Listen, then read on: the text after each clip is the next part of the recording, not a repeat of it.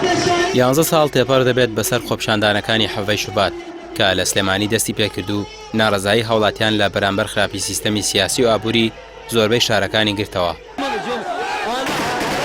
لە خۆپیشاندانەکان کۆمەڵێک گەنج و لاو بەتەقەی هێزانمنیەکانی سلێمانی شەهید و بریندار بوون کە دواهەمین شەهیدیان هەردی فاروق بوو کە سوکار و خانەوادەکەی لەسەر گڵکۆی کوڕەکەیان ڕانگەیان. کۆتایی ئەم دەسەڵاتە نزیکە و ئەوان لە ماف و خوێنی کوڕەکەیان خۆش نابن و ڕۆژێک دێت بکوژان بە سزای یاسایی خۆیان بکەن.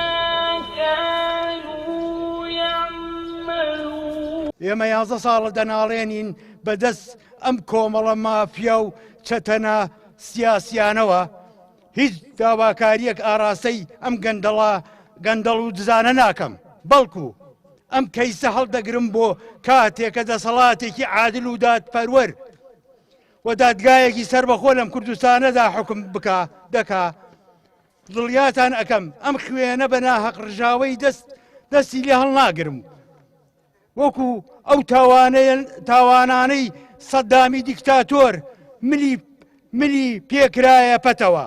منیش ئەم خوێنە بە ناحەق ڕژاوە ئەخەمە ناخی خۆمەوە هەتا ئەو ڕۆژگار و کات و ساتانە خۆی دێ.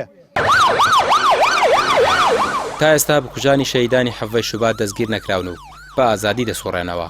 چاودێرانی سیاسی و پەرلەمانتارانیش دەڵێن نەبوونی سەروەری یاسا و دەستوەردانی حیزب لە دەسەڵاتی دادوەری وای کردووە بکوژان بێسزا بۆی دەربچن و بە ئازادی بسوڕێنەوە.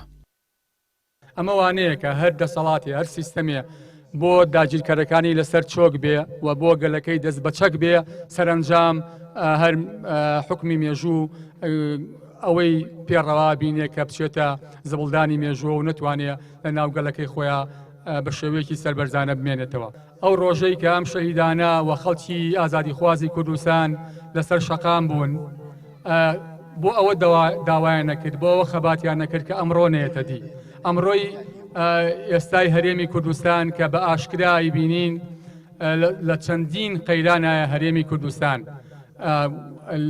لە ڕووی نەدانی موچە، لە ڕووی ژیانێکی باش، تەندروستی، پەروەردە، حکمی دامەزراوەیی لە هەرێمی کوردستانە، نەبوونی ئازادی، ئەوەی کە لە بادینان لە ماوەی ڕابردووە کە خەڵک لەسەر ئیمۆجی، لەسەر کۆمنتێک، لەسەر خەیاڵێکی خۆی کە لە ناو گروپێکی وەتەسئاپا قسەیان کردووە زیندانیەکرێ بە هەمان شێوە لە سلێمانی بەردەوامی هەیە.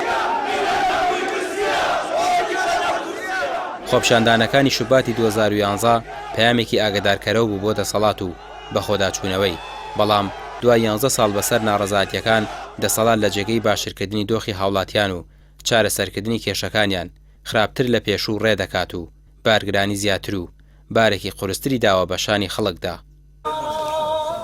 ڕامیا ڕۆسمان، کەناڵی پێیام، سلێمانی.